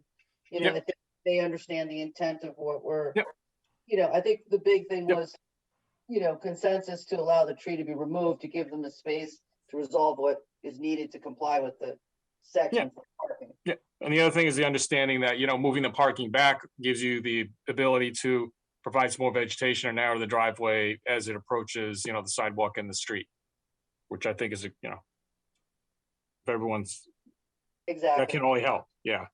With the, understanding you're maintaining the site triangle for the neighboring driveway and for this driveway, of course. Okay. Fred Russo. Fred. Just one little, I think, fly in the ointment, but maybe not a big one.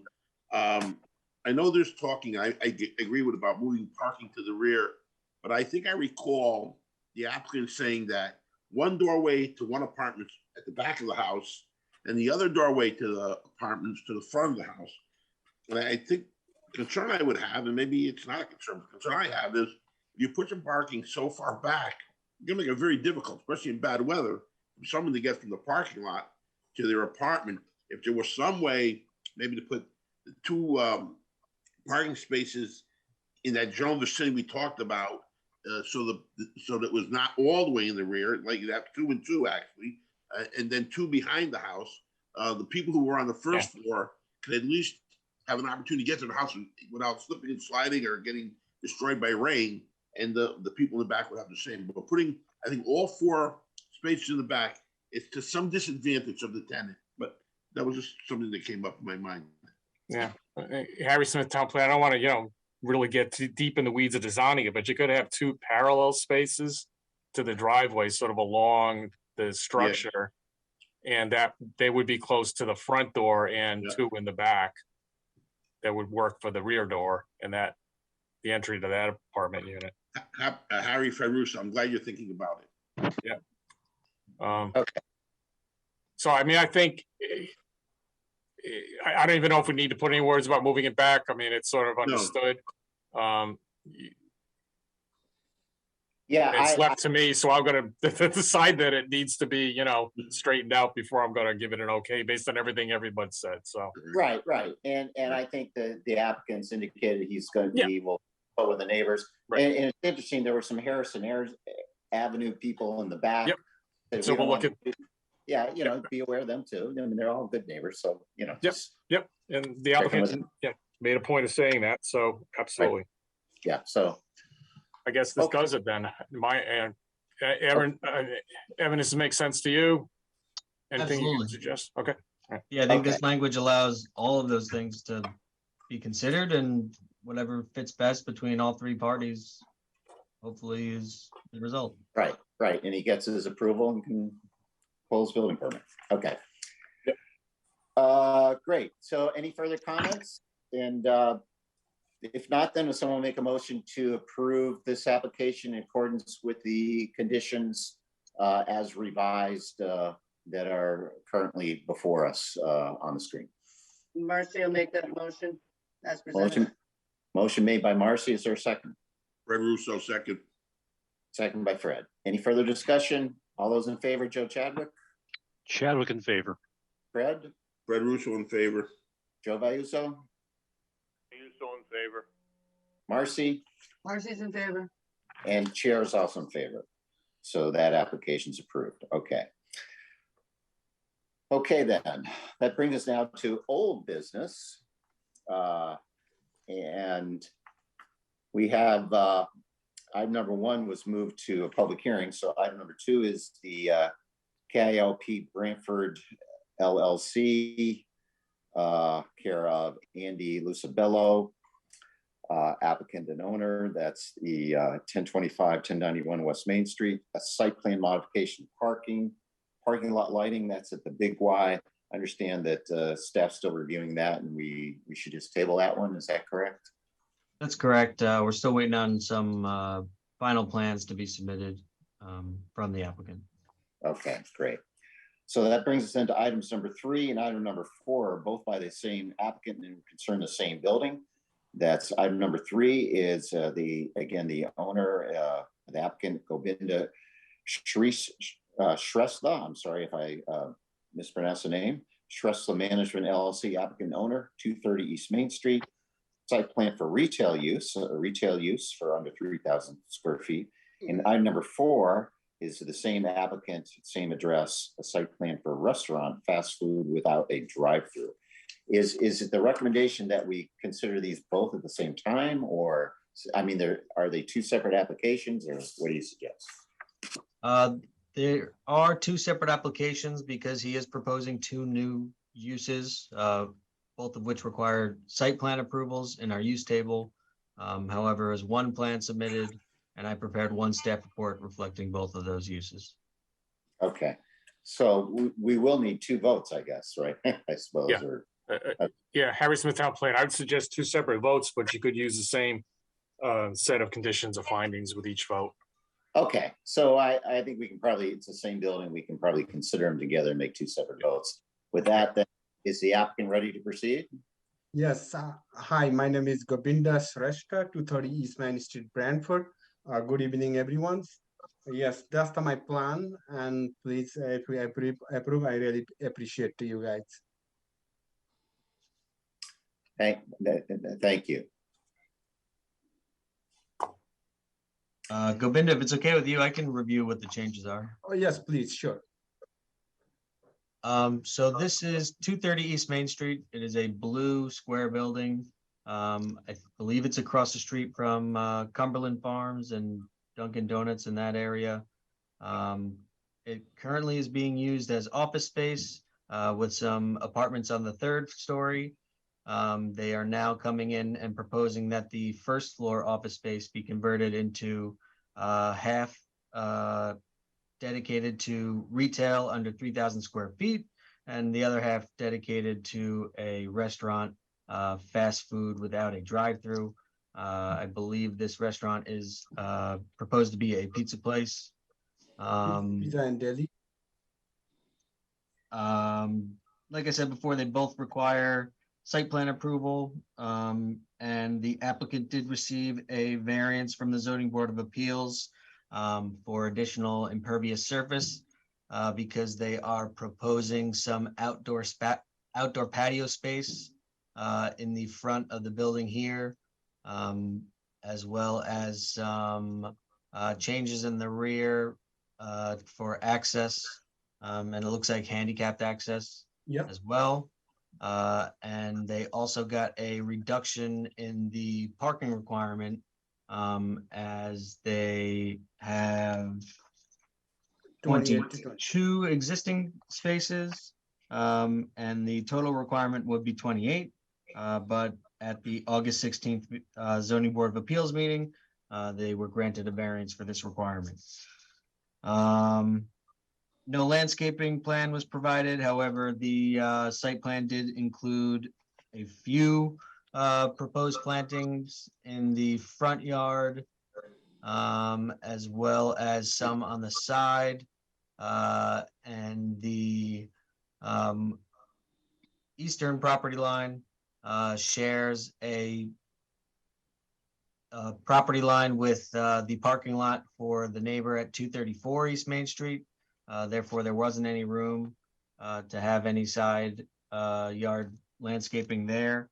I did include a finding that would have the commission finds that the applicant has demonstrated excellence in landscaping design and waives the side yard landscaping requirements. I also did add a landscaping I did add a condition that would require that native plantings be used whenever possible to the satisfaction of the town planner or his designee. No lighting was proposed as part of this application, so I added a condition that would require any lighting be compliant with section 6.7, as well as a condition that would require the recommended schedule for cleaning and maintenance for the stormwater management system on the property.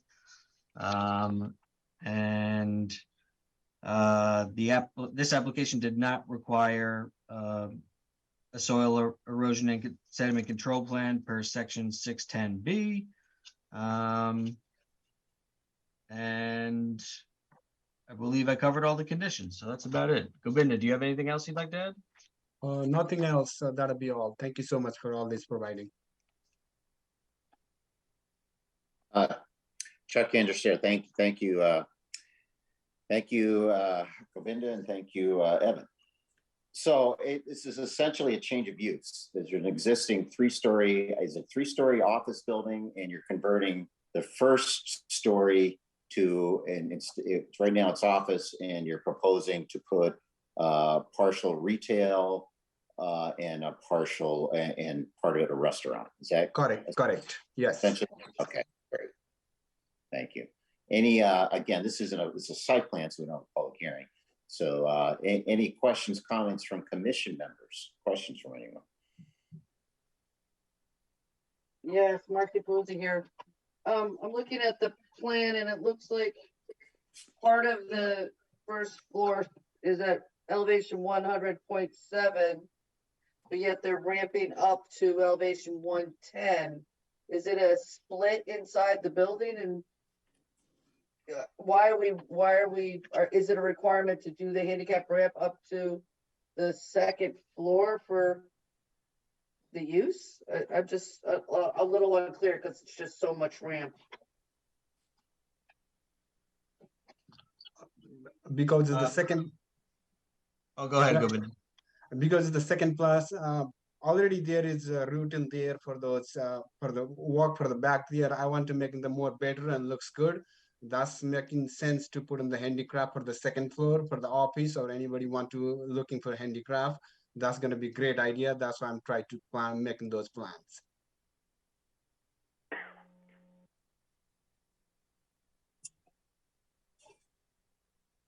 So just to be clear, so you're ramping up for the second floor residential tenants? That second floor is office. So someone need to go like a lawyer office, anybody office is there, handicraft go, they are going to be great for those people. So that's the plan for right now. That's the reason. So Harry Smith, town planner. So essentially it's an amenity that you're not required to put in. So you're just putting it in so a handicapped person could access those office spaces if necessary. Yes. Okay. And there's no way to do a lift on the interior of the building? We don't have any option because 3-story already have first floor have a retails, and I already spoke about the engineer. Those is not impossible in there. This building, yes. It's just a lot of ramp. That's all, and it looked like there was some existing, nice space out there for use of the tenants. What is the dumpster location? An existing dumpster location, or is that a new location? I'm sorry. Are you moving the dumpster, Govinda? No, we're not going to move in dumpster. It's going to stay in the same place, probably. Yes.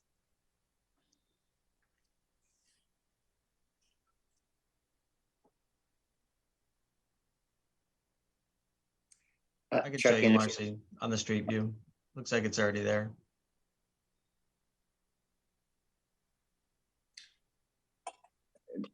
Does anyone have any other questions?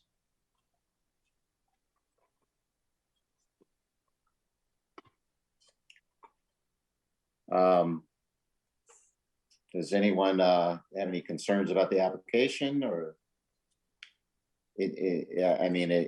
it seems right. It's an existing building. It's a change of use, and I guess they got variances to allow for the impervious surface and the parking, so that the layout conforms with the regulations. It looks like to me, and there is we have to make a finding about landscaping. Evan, is that the deal? Do we need? Yes. was subject to compliance with the conditions listed below. The commission finds that the applicant has demonstrated excellence in landscaping design, and I'll put that up right now. Okay. Hi, it's Marcy again. I don't have an issue with the side yard issues, but I do have an issue with the engineer playing landscape architect. Just for future reference. Do we need to waive that? I'm not sure because this isn't a special exception, so I don't think that, I'll double check right now. Harry Smith, Town Planner, I think you do need to waive the preparation because I think that's in the site plan checklist requirements.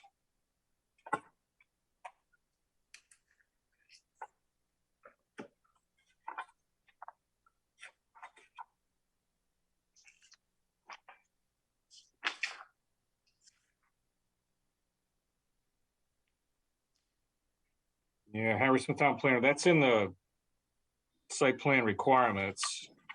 Sure.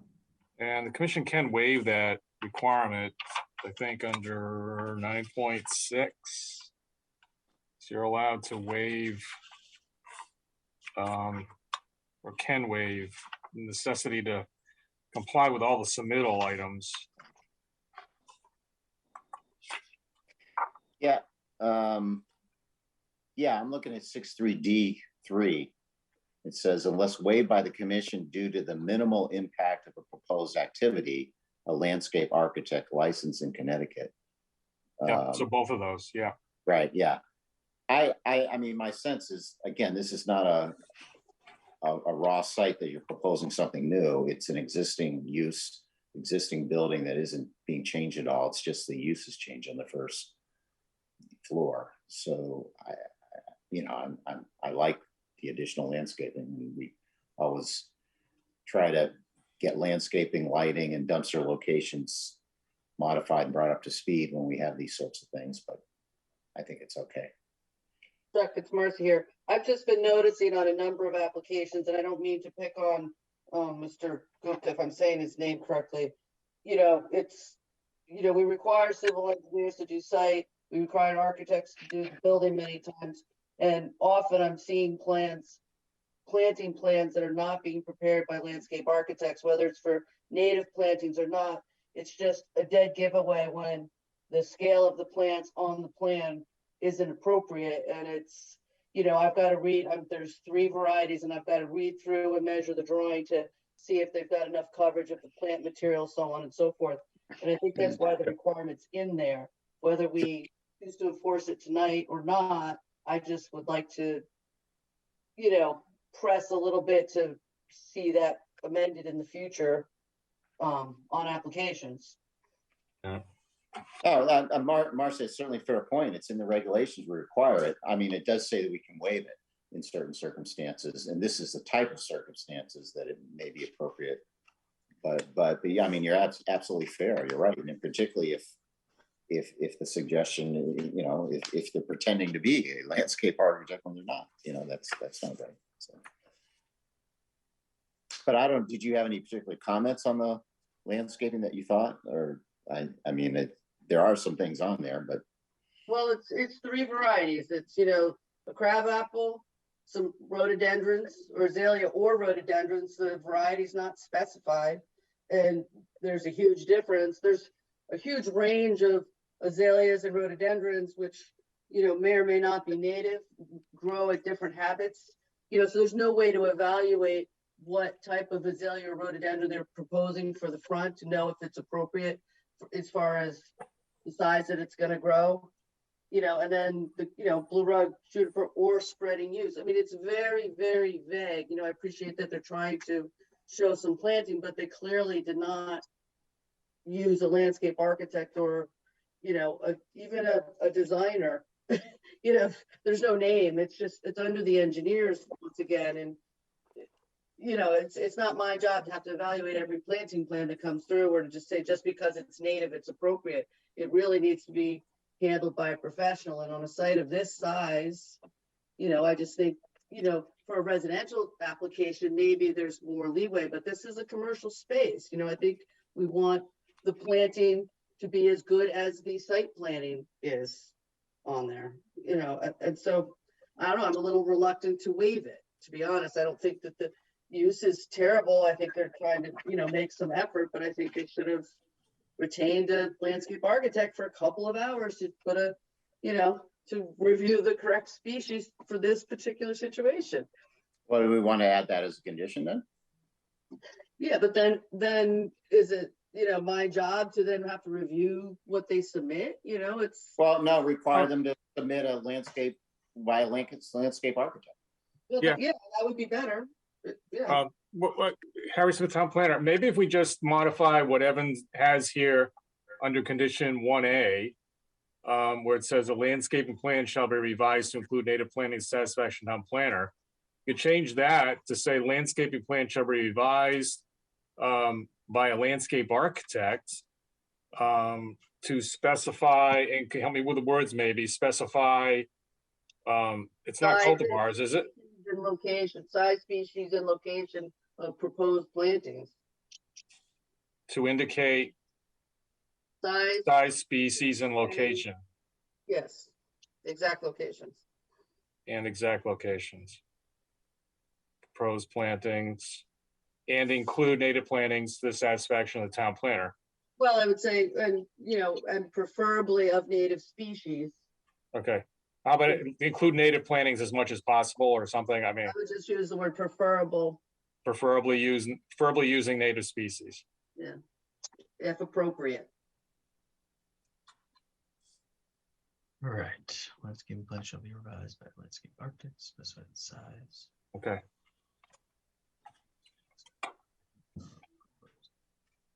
Okay, so then we're not going to waive the landscape architect then. We don't have to add anything about that. No, nope, you don't. I don't think. We're going to require. Okay. Yep. Marcia, could you repeat the last part of that?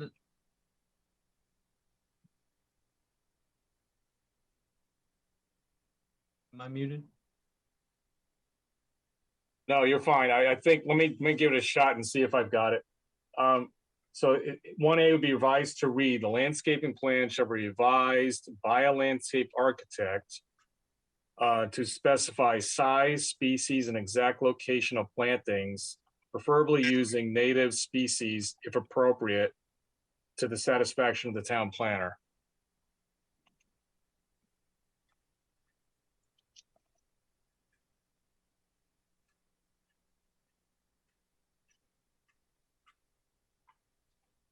And if appropriate after, yeah, there you go.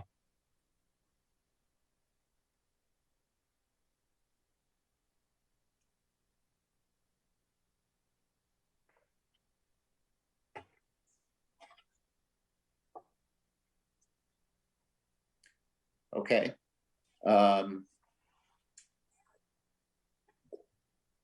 Anything else? Does anyone else have any comments? Marcy, does that do it? Yes, that's.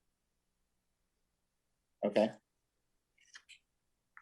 Then, okay, so then let's, we got actually two site plans, but I think the same resolution can be for both of them. Is that your recommendation, Evan and Harry? Yes. Yeah. Okay. Okay, so let's vote on first the site plan for the retail use, which is application number 22-8.5. And does someone want to make a motion to approve that application with the conditions as set forth in the staff report as modified just now and is exhibited on the screen before us? And excuse me, Harrison Town Plan, including the proposed finding? Yeah, what is the finding? I thought it was deleted. I think that was about the side yard landscaping requirement.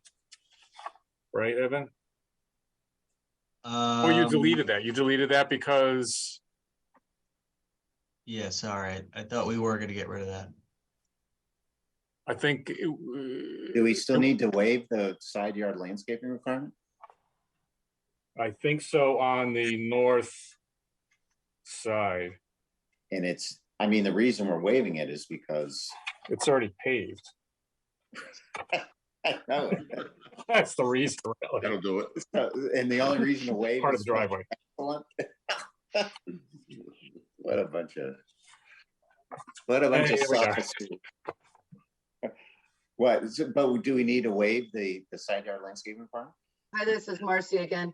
I think the only way we're allowed to waive it is to say that there's excellence in landscape design, and I don't think that that's really the best language to use, because you know, the existing pavement really makes it difficult to propose landscaping. So I wouldn't deem to, you know, make them propose landscaping there. But if the plans are being submitted by a licensed, you know, with the review of a licensed landscape architect, and there's exact species and sizes and locations indicated, we can very quickly ascertain whether the proposed landscape solution is of excellence for the project, or if they're just not putting forth enough effort in the planting. And so I don't know if there's a way to, you know, maybe that's a future change for the regulations, but I just think Yeah, well, point very well taken about future change of the regulations, but it puts, unfortunately, the applicant in the position of having to go back to the commission to waive what you're delegating to staff to approve. What is it that we're waiving? What is the requirement that he's not, that we're not The making? requirement is a side yard landscaping. What A section of the landscape strip at least 5 feet wide shall be provided adjacent to each side and rear property line. The existing vegetation can be used to satisfy the rear property line. However, the eastern property line is part of a shared parking lot with the adjacent commercial property. You know, frankly, usually we do this explicitly, but since it's an existing site, is an existing de facto shared driveway, by approving the site plan, you're implicitly approving. It's an existing non-conformity. It's an existing non-conformity. So I think you can just erase the finding and just go ahead and approve the plan. Right. I think it's an existing non-conformity. Yeah, it's fine. Not making them tear up the. Yep, that's fine. Okay. Dodge the question. Okay then, so does someone want to make a motion to approve the site plan for the retail use? It's application number 22-8.5. In accordance, approve the application with the conditions set forth in the staff report that we have just modified with these additions and deletions that we just discussed and are set before us. So move, Fred Russo. So moved by Fred. Is there a second? Chadwick seconds. Joe Chadwick seconds. Any further discussion? All in favor, Joe Chadwick. Chadwick is in favor. Fred. Fred Russo in favor. Joe Vayuzo. Joe Vayuzo in favor. Marcy. Marcy's in favor. And Chair's also in favor. Okay, then let's consider application number 22-8.6, which is the site plan by the same applicant at the same site for the restaurant, the fast food without the drive-through. Someone will make, again, the application to approve that application in accordance, by adopting the staff report as modified to that we have in front of us right now with the deletions and additions that we just discussed.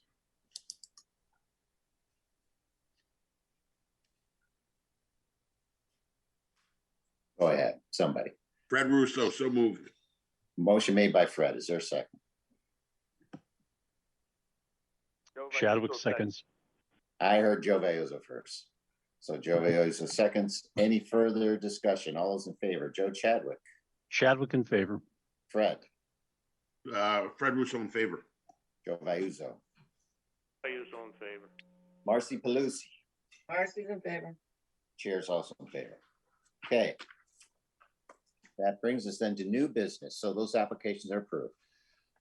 Brings us into new business. Item number one of new business. Thank you so much. You're welcome. Thank you. Have a wonderful night. Thank you so much. Okay. Good night. Good luck. Good luck to you.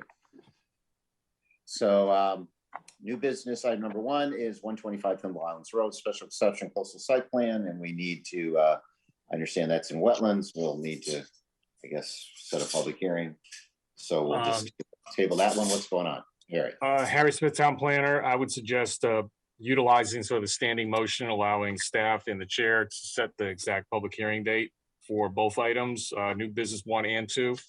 Okay. 2, just note for the record, is a resubmittal. The original application was withdrawn due to a notification problem. We're probably, frankly, looking at the 20th for the first one and the 6th or the 20th for the second one. But Great. Any questions? Okay, so those will be scheduled for public hearings. That brings us to other business, planners report. What's going on here? The most important thing to note is that the next meeting on October 6th starts at 8 o'clock. 8 o'clock, I'll say it a third time, 8 o'clock, because of Yom Kippur, which ends at sundown on the 6th. So we've done this for a couple of years now, and we haven't tripped ourselves up yet. So hopefully no one will get here. I think someone may have got here early last year, unfortunately. I apologize. We'll try to remind you as much as possible as we get closer. We have an extra week between meetings, so it's not 2 weeks, it's 3 weeks. Well, yeah, 3 weeks from tonight. And I will let you know, we haven't had the application in yet, but you might recall the subdivision at the end of Autumn Ridge, on the end of Cherry Hill Road, 175 Cherry Hill Road is the property. That was recently approved by Inland Wetlands, I believe, last week, and expects that application to be coming back. They did modify the plan and layout to include a through road between Autumn Ridge and the end of Cherry Hill Road. And third thing is I'd like to announce that we have hired a new zoning enforcement officer. Her name is Jane Ellis, and she currently works in the building and engineering departments right here in Town Hall. So looking forward to her starting next Monday. And hopefully once she gets through a learning curve, we'll be back to full staffing, and that will be great for all concerned, I hope. So that's all I've got. Evan, do you have anything to add that I'm missing, or you got? I do have one item from the last meeting. When writing up the sixth condition for the proposed office use at 119 Monowee Street, I inadvertently showed on the screen the word distraction, where electrical charging stations may be added to the site at the distraction of the applicant. And I just wanted to note that that has been changed to discretion as it was originally intended. Darn you, autocorrect. It was bound to happen with how much typing I've been doing at these meetings. Okay, well, the commission duly notes the correction of that typo, so for the record, so. Okay. But that's it for me. That's it? Anything else? Anyone else got anything? Then I guess we can do, someone make a motion to adjourn. So moved. Fred Russo, I make a motion we adjourn. Okay, we'll give the motion to Fred and the second to Joe. Chadwick, any further discussion? All in favor? Joe Chadwick? Chadwick in favor. Fred Russo? Fred Russo in favor. Joe Vayuso? Vayuso in favor. Marcy? Marcy's in favor. Chair is also in favor, so we are adjourned. Thank you, everybody.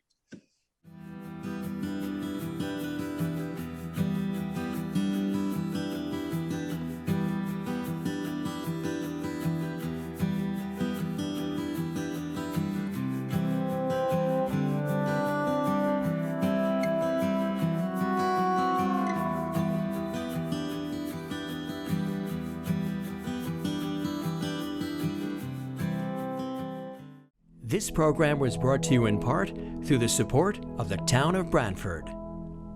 Watch town meetings and other videos on demand at BranfordTV.org.